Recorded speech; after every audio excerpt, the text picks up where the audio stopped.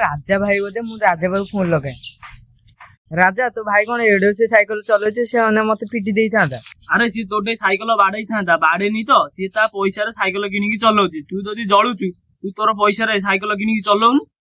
हो भाई तो जणे मोर भूल हे गेला।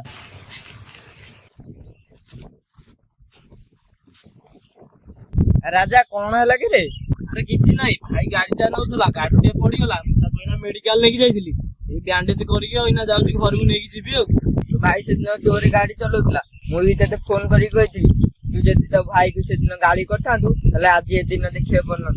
अरे हां सत्य कथा तो सुनो राजा बड़ भाई रे धर्म हला सान भाई के नीति शिक्षा दब। तू ठीक जानछु तो भाई भूल करछि से भूल को प्रायश्चित न करी ता मु अधिका बढौछु सेति पई भूल कर चल।